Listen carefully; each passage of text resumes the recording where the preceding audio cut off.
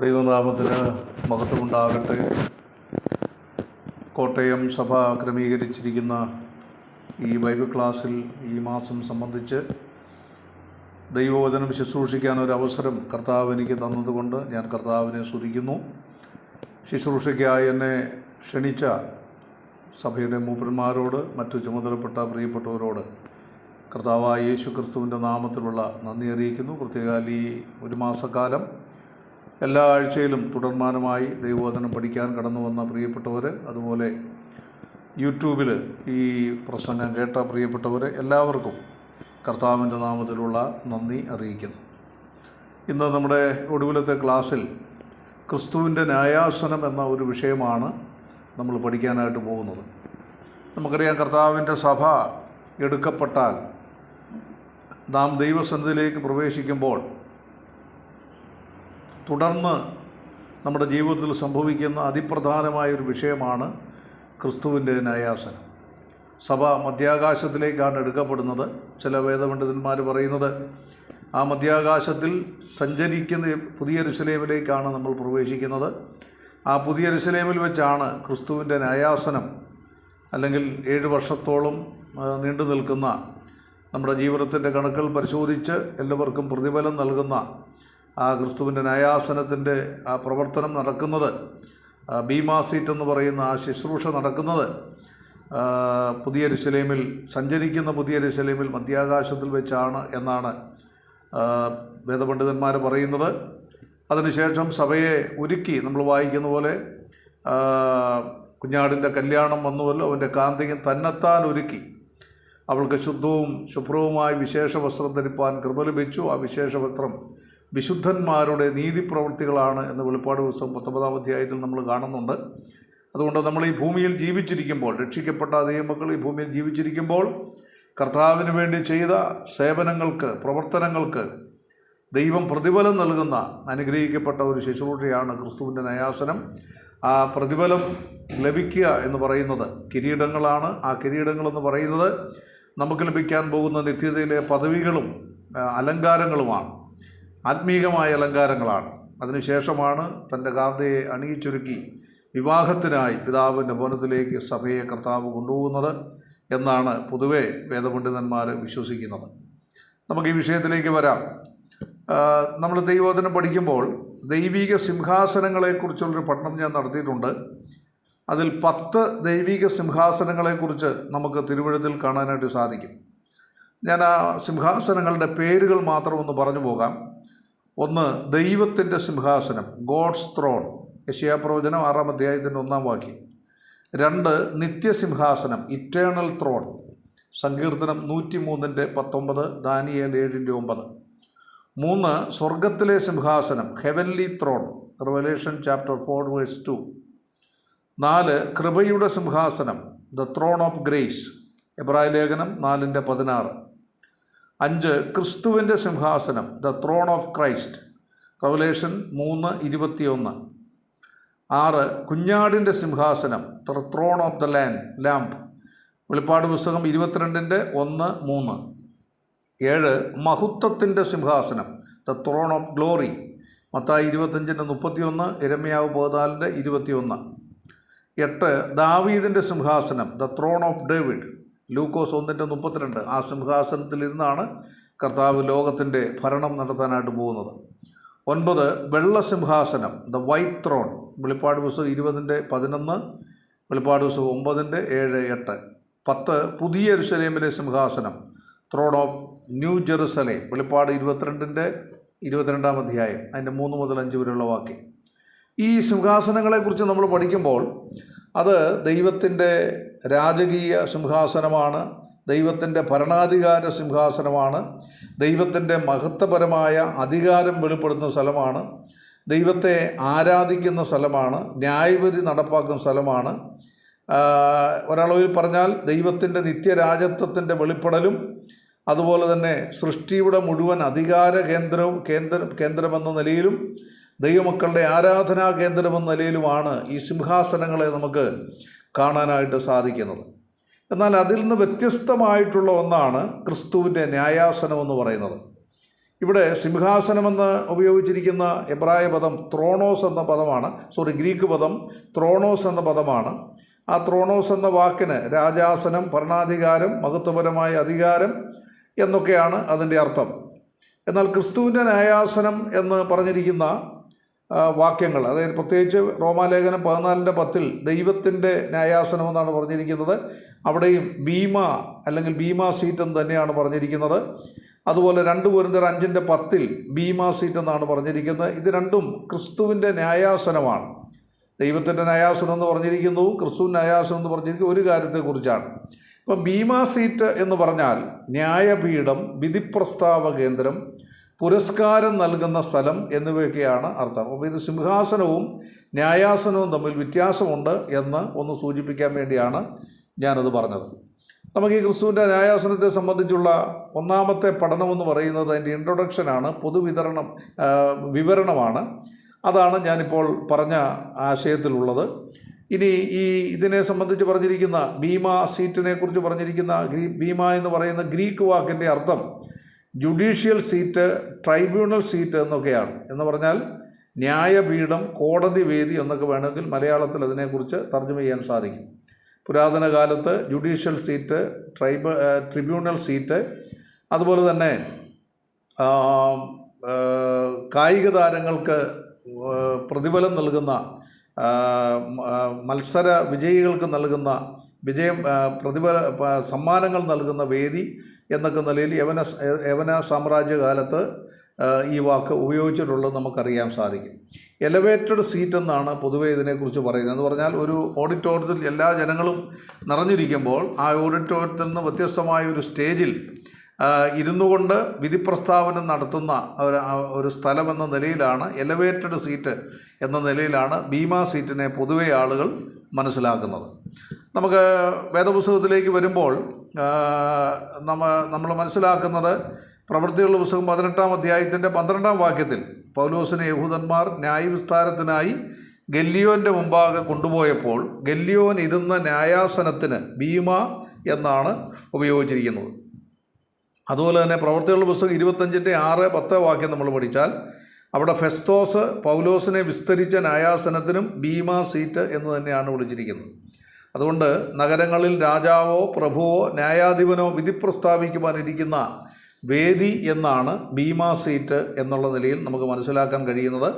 എന്നാൽ ക്രിസ്തുവിൻ്റെ ന്യായാസനമെന്ന് നമ്മൾ പഠിക്കുമ്പോൾ റോമാലേഖനം 14:10 2 കൊരിന്ത്യർ 5:10 കൂടെ ചേർത്ത് നമ്മൾ പഠിച്ചാൽ ഇവിടെ നമ്മൾ മനസ്സിലാക്കേണ്ട എന്താണ് ക്രിസ്തുവിൻ്റെ ന്യായാസനത്തിൻ്റെ പ്രത്യേകത എന്ന് ചോദിച്ചാൽ, ദൈവമക്കൾ, ദൈവസഭയിലുള്ള ആളുകൾ അവർ രക്ഷിക്കപ്പെട്ടതിന് ശേഷം ഭൂമിയിൽ എങ്ങനെ ജീവിച്ചു എന്ന് വിധിപ്രസ്താവന നടത്തുകയും ക്രിസ്തീയ ജീവിതത്തിൽ വിജയം വരിച്ചവർക്ക് കർത്താവിൻ്റെ നാമത്തിൽ ചെയ്ത സേവനങ്ങൾക്ക് പ്രതിഫലം നൽകുകയും ചെയ്യുന്ന ഒരു സ്ഥലമാണ് യഥാർത്ഥത്തിൽ ക്രിസ്തുവിൻ്റെ ന്യായാസനം എന്ന് പറയുന്നത്. എന്ന് പറഞ്ഞാൽ നമ്മളെങ്ങനെ ദൈവം നമുക്ക് തന്ന ജീവിതം രക്ഷിക്കപ്പെട്ടതിന് ശേഷം നമ്മൾ ജീവിച്ച് തീർത്തു എന്നുള്ളത് ഒരു പരസ്യ പ്രസ്താവന ഉണ്ടാകും.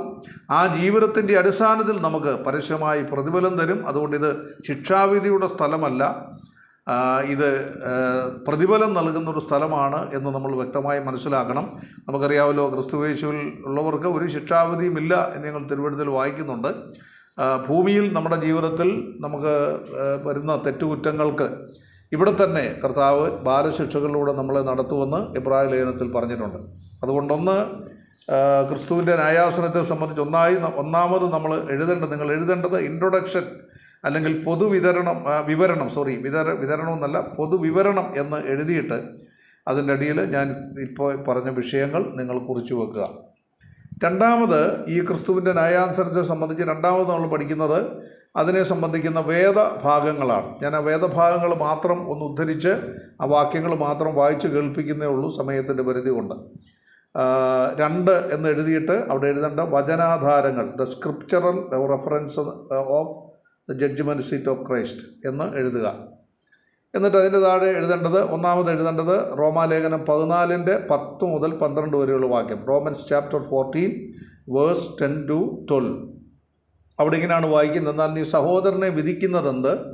അല്ല, നീ സഹോദരനെ ധിക്കരിക്കുന്നതെന്ത്? നാം എല്ലാവരും ദൈവത്തിൻ്റെ ന്യായാസനത്തിന് മുമ്പാകെ നിൽക്കേണ്ടി വരും.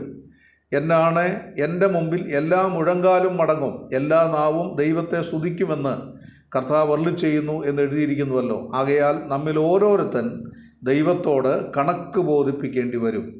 ഇവിടെ പ്രധാനമായും, ഞാൻ അധികം വിശദീകരിക്കുന്നില്ല, പ്രധാനമായും നാം ഓരോരുത്തരും വ്യക്തിപരമായി കർത്താവിൻ്റെ അടുക്കൽ ചെല്ലേണ്ടി വരും. അവിടെ മുട്ടുകുത്തേണ്ടി വരും. ദൈവത്തെ നമ്മൾ സ്തുതിക്കും, ദൈവത്തെ ആരാധിക്കും. അത് മാത്രമല്ല, നമ്മൾ അക്കൗണ്ടബിളാണ്, നാം ദൈവത്തോട് കണക്ക് ബോധിപ്പിക്കേണ്ടി വരും എന്നുകൂടെ റോമാലേഖനത്തിൽ പൗലോസ് വ്യക്തമായി പറയുന്നു. രണ്ടാമത്തെ വേദഭാഗം ക്രിസ്തുവിൻ്റെ ന്യായാസനത്തെ സംബന്ധിച്ച് നമുക്ക് മനസ്സിലാക്കാവുന്ന രണ്ടാമത്തെ വേദഭാഗം 2 കൊരിന്ത്യർ 5-ാം അധ്യായത്തിൻ്റെ 9-10 വാക്യമാണ്. അവിടെ ഇങ്ങനെ വായിക്കുന്നു: അതുകൊണ്ട് ശരീരത്തിൽ വസിച്ചാലും ശരീരം വിട്ടാലും ഞങ്ങൾ അവനെ പ്രസാദിപ്പിക്കുന്നവരാകുവാൻ അഭിമാനിക്കുന്നു. അവനവൻ ശരീരത്തിലിരിക്കുമ്പോൾ ചെയ്തത് നല്ലതാകിലും തീയതാകിലും അതിന് തക്കവണ്ണം പ്രാപിക്കേണ്ടതിന് നാം എല്ലാവരും ക്രിസ്തുവിൻ്റെ ന്യായാസനത്തിന് മുമ്പാകെ വെളിപ്പെടേണ്ടതാകുന്നു. ഇവിടെ വെളിപ്പെടുക എന്ന് പറഞ്ഞ വാക്കിൻ്റെ അർത്ഥം നിൽക്കേണ്ടതാകുന്നു തന്നെയാണ്. നാം നിൽക്കേണ്ടി വരും എന്നുള്ളതാണ്. എന്നാൽ അവിടെ പറഞ്ഞിരിക്കുന്ന ഒരു വാക്ക് ശ്രദ്ധിക്കണം: നല്ലതാകലും തീയതാകലും. നമുക്കൊരു ജീവിതം ദൈവം ജീവിക്കാൻ ഇവിടെ അനുവദിക്കുമ്പോൾ അവിടെ ദൈവത്തിന് വേണ്ടി നാം ചെയ്യുന്ന കാര്യങ്ങൾക്ക് പ്രതിഫലം തരും. എന്നാൽ നമ്മളെ ഏൽപ്പിച്ച കാര്യങ്ങൾ നമ്മൾ ഉത്തരവാദിത്വത്തോടെ ചെയ്യാതിരുന്നാൽ അതിന് ശാസനയും ഉണ്ടാകും എന്നുള്ളത് നമുക്ക് ഈ വാക്യത്തിൽ നിന്ന് മനസ്സിലാക്കാൻ പറ്റുന്ന കാര്യമാണ്. മൂന്നാമത്തെ വേദഭാഗം നമുക്ക് പരിശോധനയുടെ അല്ലെങ്കിൽ ക്രിസ്തുവിൻ്റെ ന്യായാസനത്തെക്കുറിച്ച് നമുക്ക് ചിന്തിക്കാൻ കഴിയുന്ന മൂന്നാമത്തെ വേദഭാഗം എന്ന് പറയുന്നത് 1 കൊരിന്ത്യർ 3-ാം അധ്യായത്തിൻ്റെ 9 മുതൽ 17 വരെയുള്ള വാക്യമാണ്. ഇത് സഭാപരിപാലനം നടത്തുന്ന അല്ലെങ്കിൽ സഭാ ശുശ്രൂഷ ചെയ്യുന്ന ആത്മീക നേതൃത്വത്തിനുള്ള ഉത്തരവാദിത്തമാണ്. അവരോടുള്ള ബന്ധത്തിലാണ് ഈ വാക്യം പറഞ്ഞിരിക്കുന്നത്. നിങ്ങൾക്കറിയാം, 9-ാം വാക്യം വായിക്കുമ്പോൾ ക്രിസ്തുവിൻ്റെ സഭയെ സംബന്ധിച്ച് 3 പ്രത്യേകതകൾ അവിടെയുണ്ട്. ഒന്ന്, സഭ ദൈവത്തിൻ്റെ കൃഷിയാണ് എന്ന് പറയുന്നു. എന്ന് പറഞ്ഞാൽ സഭയിൽ നിന്ന് കൃഷി ചെയ്യുന്നത് ഫലത്തിന് വേണ്ടിയാണ്. സഭയിൽ നിന്ന് കർത്താവ് ഫലം പ്രതീക്ഷിക്കുന്നു. 2, സഭ ദൈവത്തിൻ്റെ ഗൃഹനിർമ്മാണമാണ് എന്ന് വായിക്കുന്നുണ്ട്. അത് എഫേസ്യ ലേഖനം 2-ാം അധ്യായം വായിക്കുമ്പോൾ ദൈവത്തിൻ്റെ നിവാസമാകേണ്ടത് നമ്മുടെ ആത്മാവിൽ ഒന്നിച്ച് പണിതു വരുന്നു എന്ന് നമ്മൾ കാണുന്നു. 3, സഭ ദൈവത്തിൻ്റെ ആലയമാണ് എന്ന് പറഞ്ഞാൽ ദൈവത്തെ ആരാധിക്കാനായിട്ട് നമ്മൾ കൂടി വരുന്ന ദൈവത്തിൻ്റെ ആലയമാണ് സഭ എന്ന് നമുക്കവിടെ കാണാനായിട്ട് സാധിക്കും. അതുകൊണ്ട് ഈ 3 കാര്യങ്ങൾ സഭയോടുള്ള ബന്ധത്തിൽ പറയുമ്പോൾ ആ സഭയെ ശുശ്രൂഷ ചെയ്യുന്ന ആളുകൾ അല്ലെങ്കിൽ സഭയെ ആത്മീക നേതൃത്വം എങ്ങനെയായിരിക്കണം, അവർക്കെങ്ങനെയാണ് ദൈവം അവരുടെ പ്രവർത്തനത്തെ വിലമതിക്കുന്നത്, അവർക്കെങ്ങനെയാണ് പ്രതിഫലം കൊടുക്കുന്നത് എന്നുള്ളതിനെക്കുറിച്ചുള്ളൊരു വിശദീകരണമാണ് തുടർന്നുള്ള വാക്യങ്ങൾ പറയുന്നത്. അവിടെ 11 മുതൽ 15 വരെയുള്ള വാക്യം നമ്മൾ വായിക്കുമ്പോൾ, യേശുക്രിസ്തു എന്ന ഇട്ടിരിക്കുന്ന അടിസ്ഥാനമല്ലാതെ മറ്റൊന്നിടുവാൻ ആർക്കും കഴിയില്ല. ദൈവസഭയുടെ ശുശ്രൂഷ ചെയ്യുമ്പോൾ അല്ലെങ്കിൽ പുതിയ നിയമസഭയുടെ പ്രവർത്തനങ്ങൾ രംഗങ്ങളിൽ ഏർപ്പെടുമ്പോൾ യേശുക്രിസ്തു ഇട്ടിരിക്കുന്ന അടിസ്ഥാനമല്ലാതെ മറ്റൊന്നിടുവാൻ ആർക്കും കഴിയില്ല എന്ന് പറഞ്ഞാൽ, കർത്താവായ യേശുക്രിസ്തുവിലൂടെ അപ്പോസ്തലന്മാരിലൂടെ നമ്മുടെ കയ്യിൽ ലഭ്യമായ തിരുവെഴുത്തിൻ്റെ അടിസ്ഥാനത്തിൽ, ആ തിരുവെഴുത്തിലെ ഉപദേശങ്ങൾ നന്നായി പഠിച്ച് ആ ഉപദേശങ്ങളുടെ അടിസ്ഥാനത്തിൽ വേണം നമുക്ക് സഭ മുന്നോട്ട് കൊണ്ടുപോകേണ്ടത്. ഇന്ന് പല ആളുകളും വേദപുസ്തകം വായിച്ചിട്ട് ആ വായിക്കുന്ന വേദഭാഗത്തിൽ അവർക്ക് തോന്നുന്ന കാര്യങ്ങളൊക്കെ അവർ ചിന്തിച്ചുകൊണ്ട് സഭാപരിപാലനം നടത്തുകയാണ്. അങ്ങനെയല്ല ദൈവത്തിൻ്റെ വചനം പഠിപ്പിക്കുന്നത്. ഉപദേശങ്ങൾ, ദൈവവചനത്തിൽ സഭയെ സംബന്ധിച്ചുള്ള അടിസ്ഥാനപരമായ ഉപദേശങ്ങൾ അപ്പോൾ കർത്താവ് പറഞ്ഞിട്ടുണ്ട്, അപ്പോസ്തലന്മാർ പറഞ്ഞിട്ടുണ്ട്, ലേഖനങ്ങളിൽ തെളിയിച്ചിട്ടുണ്ട്. ഈ 3 ഭേദഭാഗങ്ങളിൽ നിന്നും ചിട്ടയായിട്ട് ഓരോ കാര്യങ്ങളും, സഭയെ സംബന്ധിച്ചുള്ള ഓരോ ഉപദേശങ്ങളും ചിട്ടയായി നമ്മൾ പഠിച്ച് അത് പഠിപ്പിക്കുകയും അതിനനുസരിച്ച് നമ്മൾ സഭാപരിപാലനം മുന്നോട്ട് കൊണ്ടുപോവുകയും വേണം. ഇനി അവിടെ പറഞ്ഞത് യേശുക്രിസ്തു എന്ന ഇട്ടിരിക്കുന്ന അടിസ്ഥാനമല്ലാതെ മറ്റൊന്നിടാൻ ആർക്കും കഴിയില്ല എന്ന് പറഞ്ഞാൽ സഭയെ സംബന്ധിച്ചുള്ള ഉപദേശങ്ങൾ മുഴുവൻ തന്നിരിക്കുന്ന കർത്താവാണ്, അപ്പോസ്തലന്മാരാണ്, ലേഖനങ്ങളിലാണ്. അതിന് വെളിയിലുള്ള ആശയങ്ങൾ എടുത്ത് സഭാപരിപാലനമോ സഭാസ്ഥാപനമോ നടത്തുന്നത് അപകടകരമാണ്. അത് കർത്താവ് അംഗീകരിക്കത്തില്ല എന്നുള്ളതാണ് അതിൻ്റെ അർത്ഥം. നിങ്ങൾ മത്തായിയുടെ സുവിശേഷം 7-ാം അധ്യായം നമ്മൾ പഠിക്കുമ്പോൾ അന്ത്യകാലത്ത് ചില ആളുകൾ അത് ക്രിസ്തുവിൻ്റെ ന്യായാസനത്തിന് മുമ്പിലാണോ വെള്ളസിംഹാസനത്തിന് മുമ്പിലാണോ എന്ന് എനിക്കറിഞ്ഞുകൂടാ, അതിൽ തർക്കമുണ്ട്. എങ്കിലും എവിടെയാണെങ്കിലും അവിടെ ചില ആളുകൾ വന്നിട്ട് പറയുന്നൊരു വാക്കുണ്ട്, ഞങ്ങൾ നിൻ്റെ നാമത്തിൽ ഭൂതങ്ങളെ പുറത്താക്കി നിൻ്റെ നാമത്തിൽ അടയാളങ്ങൾ അത്ഭുതങ്ങളൊക്കെ ചെയ്യുന്നു പറയുമ്പോൾ കർത്താവ് പറയുന്നത്, അധർമ്മം പ്രവർത്തിക്കുന്നവരെ എന്നെ വിട്ടുപോകുവിൻ, ഞാൻ ഒരു നാളും നിങ്ങളെ അറിഞ്ഞിട്ടില്ല. അപ്പോൾ ദൈവവചനത്തിൻ്റെ പ്രമാണമനുസരിച്ച് നമ്മൾ മുന്നോട്ട് പോകുന്നെങ്കിൽ നമ്മൾ എത്ര വലിയ പ്രവർത്തനങ്ങൾ ചെയ്താലും കർത്താവ് അത് അംഗീകരിക്കില്ല എന്നുള്ളത് നമ്മൾ ഗൗരവമായിട്ട് മനസ്സിലാക്കണം. ഇനി രണ്ടാമത് അവിടെ പറഞ്ഞിരിക്കുന്നതിൻ്റെ താഴത്തെ വാക്യത്തിൽ ആ അടിസ്ഥാനത്തിൽ, അതായത് യേശുക്രിസ്തു എന്ന് ഇട്ടിരിക്കുന്ന അടിസ്ഥാനത്തിൽ, അവിടെ പൗലോസ് പറയുന്നുണ്ട്, ഞാൻ ജ്ഞാനമുള്ള പ്രധാന ശില്പിയായി അടിസ്ഥാനമിട്ടിരിക്കുന്നു. അല്ലെങ്കിൽ ആ അടിസ്ഥാനത്തിന്മേൽ പൗലോസ് പണിയുമ്പോൾ അദ്ദേഹം പറയുകയാണ്, ഞാൻ ജ്ഞാനമുള്ള പ്രധാന ശില്പിയായി പണിയുന്നു എന്ന് പറഞ്ഞാൽ ദൈവത്തിൻ്റെ വചനം നന്നായി പഠിച്ച് മനസ്സിലാക്കി, ഉപദേശ കൃത്യത മനസ്സിലാക്കി, ആരെങ്കിലും എന്തെങ്കിലും പറഞ്ഞു കേട്ടല്ല, നമുക്ക് തന്നെ വ്യക്തമായി പഠിച്ചു മനസ്സിലാക്കി ആ അടിസ്ഥാനം, ക്രിസ്തു വിട്ടിരിക്കുന്ന അടിസ്ഥാനത്തിൽ നിന്നുകൊണ്ട് തന്നെ പണിയണം. പൗലോസ് പറയുകയാണ്, ഞാൻ ജ്ഞാനമുള്ള പ്രധാന ശില്പിയായി അടിസ്ഥാനം വിട്ടിരിക്കുന്നു, മറ്റൊരുത്തം മീതെ പണിയുന്നു എന്ന് പറഞ്ഞാൽ നമ്മുടെ ഉപദേശങ്ങളും നമ്മുടെ പഠിപ്പിക്കലുകളും നമ്മുടെ ആശയങ്ങളും പരിജ്ഞാനമുള്ളവർ വന്നിട്ട് അത് തെറ്റായിപ്പോയി, അത് ദുരുപദേശമാണ് പറഞ്ഞത് എന്ന് പറഞ്ഞ് മാറ്റി നിർത്താതെ ശരിയായ നിലയിൽ നമ്മൾ വചനം പഠിച്ച് മുന്നോട്ട് പോകണമെന്നാണ് എൻ്റെ അർത്ഥം. എന്നിട്ട് അടുത്ത വാക്ക് പറയുന്ന, ആ അടിസ്ഥാനത്തിൽ മേൽ ആരെങ്കിലും പൊന്ന്, വെള്ളി, വിലയേറിയ കല്ല്, മരം, പുല്ല്, വൈക്കോൽ എന്നിവ പണിയുന്നുവെങ്കിൽ അവനവൻ്റെ പ്രവൃത്തി വെളിപ്പെട്ട് വരും, ആ ദിവസം അതിനെ തെളിവാക്കും. ഇവിടെ ക്രിസ്തുവിൻ്റെ സഭയോടുള്ള ബന്ധത്തിൽ, അല്ലെ ആത്മീക ശുശ്രൂഷയോടുള്ള ബന്ധത്തിൽ ഏറ്റവും ഉന്നതമായ കാഴ്ചപ്പാടോടുകൂടെ പ്രവർത്തിക്കണം. ഇവിടെ സഭ എന്ന ആത്മീയ ഗ്രഹത്തെക്കുറിച്ചുള്ളൊരു ചിന്തയിലാണ് പൗലോസ് ഈ ആശയങ്ങളൊക്കെ പറയുന്നത്. അവിടെ ഒരു കാര്യം വളരെ വ്യക്തമാണ്, ഈ ആത്മീയ ഗ്രഹമെന്ന് പറയുമ്പോൾ അതൊരു കെട്ടിടം പണിയുടെ കാര്യമല്ല. പൊന്നെ, വെള്ളി മുതലായ വസ്തുക്കളെ കൊണ്ട് കെട്ടിടം പണിയണം എന്നുള്ള അർത്ഥത്തിലാണ് പറയുന്നത്. അവിടെ 1 കൊരിന്ത്യർ 3:16 നമ്മൾ വായിക്കുന്നത്, നിങ്ങൾ ദൈവത്തിൻ്റെ മന്ദിരമെന്നും ദൈവത്തിൻ്റെ ആത്മാവ് നിങ്ങളിൽ വസിക്കുന്നുവെന്നും അറിയുന്നില്ലയോ. അപ്പോൾ ദൈവത്തിൻ്റെ മന്ദിരമാണ് നമ്മളെന്ന് പറയുമ്പോൾ സഭയാകുന്ന ആത്മീയ ഗ്രഹത്തെക്കുറിച്ചാണ് ഇവിടെ പറയുന്നത്. ആ ആത്മീയ ഗ്രഹത്തിൽ പൊന്ന്, വെള്ളി മുതലായ വിലയേറിയ വസ്തുക്കളെന്ന് പറഞ്ഞാൽ ഏറ്റവും ഉന്നതമായ കാഴ്ചപ്പാടോടുകൂടെ നാം ചെയ്യുന്ന പ്രവൃത്തി എന്നുള്ളതാണ്. അപ്പോൾ ക്രിസ്തുവിൻ്റെ സഭയോടുള്ള ബന്ധത്തിലാണെങ്കിലും സുവിശേഷ പ്രവർത്തന രംഗത്താണെങ്കിലും ഏത് കാര്യമാണെങ്കിലും അത് ദൈവത്തിൻ്റെ വേലയാണ്. അത് അതിൻ്റേതായ പ്രാധാന്യത്തിൽ, അതിൻ്റേതായ മാന്യതയിൽ, അതിൻ്റേതായ ബഹുമാനത്തിൽ അത് ചെയ്യുമ്പോൾ മാത്രമേ അത് പൊന്ന്, വെള്ളി, വിലയേറിയ കല്ലെന്ന നിലയിൽ വാല്യൂ ഉള്ളതായിട്ട് മാറത്തുള്ളൂ. അപ്പോൾ തന്നെ മരം, പുല്ല്, വൈക്കോൽ എന്ന് പറഞ്ഞ വില കുറഞ്ഞ രീതിയിലും അതിനെ ചെയ്യാനായിട്ട് സാധിക്കും. നമുക്ക് ദൈവത്തിൻ്റെ വചനത്തിൽ പറഞ്ഞിരിക്കുന്നൊരു വാക്കുണ്ട്, യഹോവയുടെ വേല ഉദാസീനതയോടെ ചെയ്യുന്നവൻ ശപിക്കപ്പെട്ടവനാണ്. അതുകൊണ്ട് ആത്മീക ശുശ്രൂഷകൾ ചെയ്യുമ്പോൾ അതിനെ ഏറ്റവും ഉന്നതമായ ഭാവത്തിൽ കർത്താവിൻ്റെ സഭ എന്ന നിലയിൽ, കർത്താവിൻ്റെ വേല എന്ന നിലയിൽ, ദൈവത്തിൻ്റെ പ്രവർത്തന നിലയിൽ അതിന് ഉന്നതമായ പ്രാധാന്യം കൊടുത്തുകൊണ്ട് അവരെയാണ് ദൈവം ബഹുമാനിക്കുന്നത്. അത് നമ്മളെങ്ങനെ ചെയ്തോ, നമ്മളെങ്ങനെയാണ് ചെയ്തതെന്ന് ഇപ്പോൾ വെളിപ്പെടത്തില്ല, ഇപ്പോൾ നമുക്ക് വിധിക്കാനും പറ്റത്തില്ല, ആരെക്കുറിച്ചും നമുക്ക് പറയാൻ അവകാശമില്ല. എന്നാലും ആ ദിവസം എവിടെ? ജഡ്ജ്മെൻറ്റ് സീറ്റ് ഓഫ് ക്രൈസ്റ്റ്, ബീമാ സീറ്റിൻ്റെ മുമ്പിൽ അത് വെളിവാക്കും. എങ്ങനെയാണ് വെളിവാക്കുന്നത്? അത് തീയോടെ വെളിപ്പെട്ട് വരും. ഓരോരുത്തൻ്റെ പ്രവൃത്തി ഇന്നവിധമെന്ന് തീ തന്നെ ശോധന ചെയ്യും എന്ന് പറഞ്ഞാൽ ഇവിടെ തീ എന്ന് പറയുന്നത് എന്താ? അഗ്നിജാലയ്ക്കത്തുള്ള കണ്ണുള്ളവൻ്റെ മുമ്പിൽ ദൈവവചനത്തിൻ്റെ അടിസ്ഥാനത്തിൽ നാം ചെയ്ത പ്രവർത്തനങ്ങളെ വാല്യുവേറ്റ് ചെയ്തുകൊണ്ടിരിക്കുകയാണ്. ഓരോ മണിക്കൂറിലും ഓരോ മിനിറ്റിലും വാല്യുവേറ്റ് ചെയ്തിരിക്കുക. അവിടെ ചെന്നിട്ട് ഇതെല്ലാം കൂടെ കണക്കെല്ലാം എഴുതേണ്ട ആവശ്യമൊന്നുമില്ല, എല്ലാം റെക്കോർഡറാണ്. ആ റെക്കോർഡിൻ്റെ അടിസ്ഥാനത്തിൽ നമ്മളെ പരിശോധിക്കും. ഇനി അവിടെ പറഞ്ഞിരിക്കുന്ന ഒരുത്തൻ പണിത പ്രവൃത്തി നിലനിൽക്കുമെങ്കിൽ അവന് പ്രതിഫലം കിട്ടും. അതുകൊണ്ടൊരു കാര്യം ദൈവവചനത്തിൻ്റെ അടിസ്ഥാനത്തിലും ദൈവവചനത്തിൻ്റെ പ്രമാണത്തിൻ്റെ അടിസ്ഥാനത്തിലും ഉന്നതമായ കാഴ്ചപ്പാടോടുകൂടെ നാം ചെയ്യുന്ന പ്രവൃത്തികൾക്ക് മാത്രമേ പ്രതിഫലം കിട്ടത്തുള്ളൂ എന്ന് വളരെ വ്യക്തമായിട്ടവിടെ പറയുകയാണ്.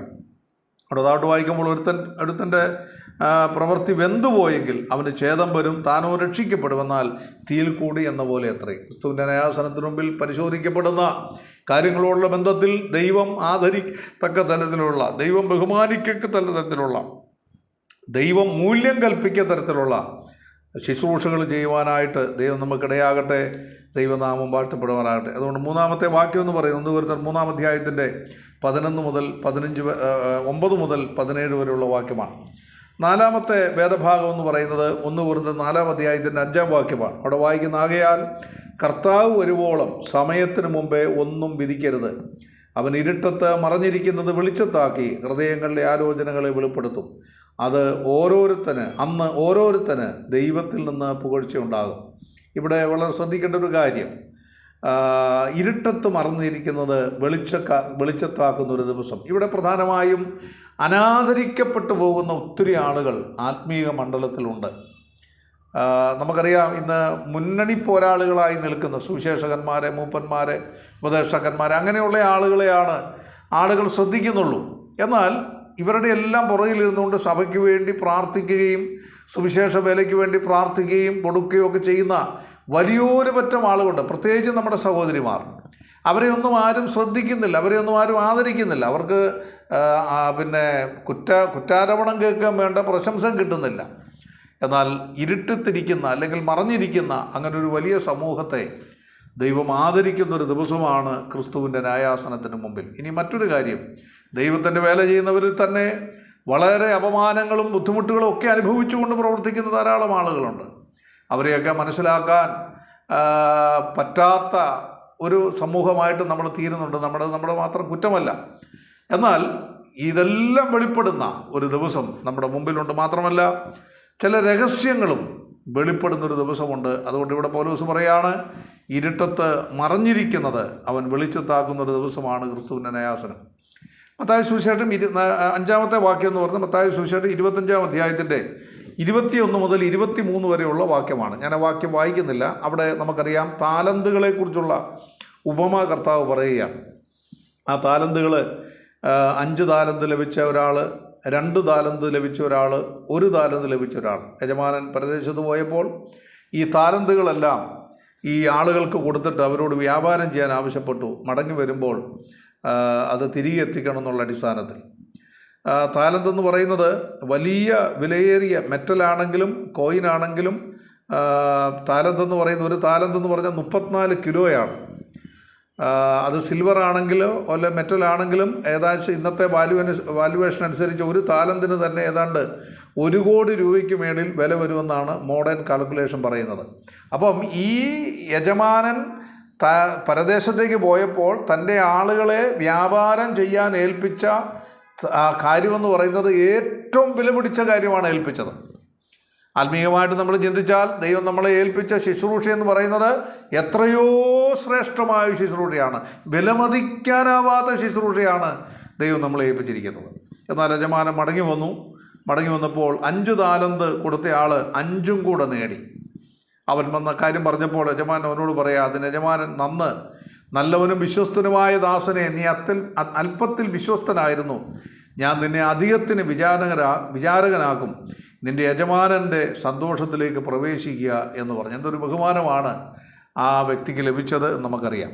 2 താലന്ത് ലഭിച്ച വ്യക്തിയും വന്ന് 2 താലന്തൂടെ നേടി എന്ന് യജമാനോട് പറഞ്ഞപ്പോൾ അതേ വാക്ക് തന്നെ യജമാനൻ പറഞ്ഞു. അതിന് യജമാനൻ, നല്ലവനും വിശ്വസ്തനുമായ ദാസനെ, നീ അല്പത്തിൽ വിശ്വസ്തനായിരുന്നു, ഞാൻ നിന്നെ അധികത്തിന് വിചാരകനാകും, നിൻ്റെ യജമാനൻ്റെ സന്തോഷത്തിലേക്ക് പ്രവേശിക്കാം. ഈ 2 പേർക്കും അവർക്ക് കൊടുത്ത താലന്തുകളുടെ വലിപ്പച്ചെറുപ്പം നോക്കിയല്ല അവരെ ബഹുമാനിച്ചത്. ആ താലന്തുകൾ ഏൽപ്പിച്ച താലന്ത് വളരെ കൃത്യമായിട്ട് അവർ വ്യാപാരം ചെയ്തു.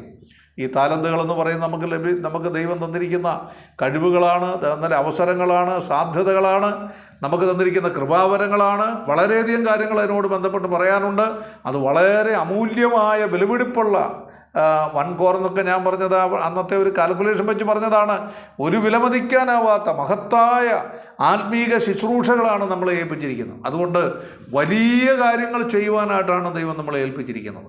അങ്ങനെ ചെയ്തവർക്ക് വലിയ ബഹുമാനം യജമാനം കൊടുക്കാൻ പോവുകയാണ് ക്രിസ്തുവിൻ്റെ ന്യായാസനത്തിന് മുമ്പിൽ. എന്നാൽ അവിടെ സങ്കടകരമായൊരു കാര്യം, 1 താലന്ത് ലഭിച്ച ഒരുത്തൻ വന്നു. അവൻ വന്നിട്ട് പറഞ്ഞത് പറഞ്ഞ വാക്കിതാണ്, ആ 1 താലന്ത് ലഭിച്ചവൻ പറഞ്ഞത്, നീ വിതയ്ക്കാത്തിടത്ത് കൊയ്യുകയും വിതറാത്തിടത്തു നിന്ന് ചേർക്കുകയും ചെയ്യുന്ന കഠിന മനുഷ്യനെന്ന് ഞാൻ അറിഞ്ഞ് ഭയപ്പെട്ട് ചെന്ന് നിൻ്റെ താലന്ത് മറച്ചു വെച്ചു, നിൻ്റേതിതാ എടുത്തുകൊള്ളുക എന്ന് പറഞ്ഞു. അവൻ എൻ്റേതിതാ എന്ന് പറയാനൊന്നുമില്ലായിരുന്നു. യജമാനൻ കൊടുത്ത അതേ താലന്ത് മണ്ണിൽ മറച്ചു വെച്ചിട്ട് അതുകൊണ്ട് ചെല്ലുകയാണ്. ഇവിടെ ഈ മനുഷ്യന് അത് നഷ്ടപ്പെടുത്തി കളഞ്ഞില്ല എന്ന നിലയിൽ അവനെ നീ വ്യാപാരം ഒന്നും ചെയ്തില്ലെങ്കിലും നഷ്ടപ്പെടുത്തി കളഞ്ഞില്ലല്ലോ എന്നല്ല യജമാനൻ ഇവിടെ പറഞ്ഞത്. യജമാനൻ അവനെ വിളിച്ചത് ദുഷ്ടനും അടിയനുമായ ദാസനെ എന്നാണ്. എന്താ കാരണം? ഈ താലന്ത് ദൈവം അവന് കൊടുത്തത് അവൻ പ്രവർത്തിക്കാൻ വേണ്ടി അവനും ചെയ്യുന്നത്. ഞാനതാ പറഞ്ഞത്, ഇതിനകത്തൊരു ഒരു ഒരു ഭൗതികമായ വശമല്ല, ഇതിനകത്തുള്ള ആത്മീക വശമാണ്. നമ്മളെ ഏൽപ്പിച്ചിരിക്കുന്ന കഴിവുകൾ, കൃപാവരങ്ങൾ, ശുശ്രൂഷകൾ അത് മണ്ണിൽ മൂടി വെക്കുക എന്ന് പറഞ്ഞാൽ ഈ ഭൂമിക്കകത്ത് മാത്രം മൂടി വെക്കുക. അത് ദൈവരാജ്യത്തിൻ്റെ കെട്ടുപണിക്ക് വേണ്ടിയോ ആത്മീക ശുശ്രൂഷ കൊണ്ടോ വിനിയോഗിക്കാതിരുന്നാൽ അത് നഷ്ടപ്പെടുത്തി കളഞ്ഞില്ല. കൃപാവരം അതുപോലെ തന്നെ ഉണ്ട് എന്ന് പറഞ്ഞിട്ടെന്താ കാര്യം? അതുകൊണ്ട് വ്യാപാരം ചെയ്യട്ടെ. പ്രസംഗിക്കാൻ കൃപാവരം ലഭിച്ചിട്ടുണ്ടെങ്കിൽ, പാടാൻ കൃപാവരം ലഭിച്ചിട്ടുണ്ടെങ്കിൽ, പ്രാർത്ഥിക്കാൻ കൃപാവരം ലഭിച്ചിട്ടുണ്ടെങ്കിൽ, കൊടുക്കാൻ കൃപാവരം ലഭിച്ചിട്ടുണ്ടെങ്കിൽ, ദൈവം എന്തെല്ലാം ഫെസിലിറ്റിയാണോ നമുക്ക് തന്നത് അതെല്ലാം മണ്ണിലിട്ട് മൂടി ഈ ഭൂമിക്ക് വേണ്ടി മാത്രമായി ജീവിച്ചു തീർത്താൽ അവരെ ബഹുമാനിക്കുകയല്ല, ആദരിക്കുകയല്ല, അവരെ ശാസിക്കുന്ന, കർക്കശമായി ശാസിക്കുന്ന ഒരു രംഗം ക്രിസ്തുവിൻ്റെ ന്യായാസനത്തിനും ഉണ്ടാകും. എൻ്റെ പ്രിയപ്പെട്ടവരെ, ഇത് രഹസ്യമായിട്ട് ചെയ്യുന്ന കാര്യമല്ലെന്ന് ഓർക്കണം. ബീമാ സീറ്റ് എന്ന് പറയുന്നത് എലവേറ്റഡ് സീറ്റാണ്. താഴെ ഇരിക്കുന്ന ആളുകളെല്ലാം അത് കേൾക്കാൻ പോവുകയാണ്. അതുകൊണ്ടൊരു കാര്യം ഓർക്കണം, നമ്മളാരെങ്കിലും കർത്താവ് നമ്മളെ ഏൽപ്പിച്ച കൃപാവരങ്ങളും ശുശ്രൂഷകളും ചെയ്യാതെ ഇരിക്കുന്നെങ്കിൽ നമ്മൾ ശാസന കേൾക്കേണ്ടി വരുമെന്നുള്ളത് ഓർത്തിരിക്കണം. എന്താണ് ഇവനെ ശാസിക്കുന്നത്? അവനെ ഏറ്റവും പുറത്തുള്ള ഇരുട്ടിലേക്ക് തള്ളിക്കളവിന് അവിടെ കരച്ചിലും പല്ലുകടിയും ഉണ്ടാകും എന്ന് പറഞ്ഞു. ഇവിടെ നരകത്തിൽ തള്ളുന്ന കാര്യമല്ല പറയുന്നത്. നരകമല്ല ഇവിടുത്തെ വിഷയം, പ്രതിഫലമാണ് ഇവിടുത്തെ വിഷയം.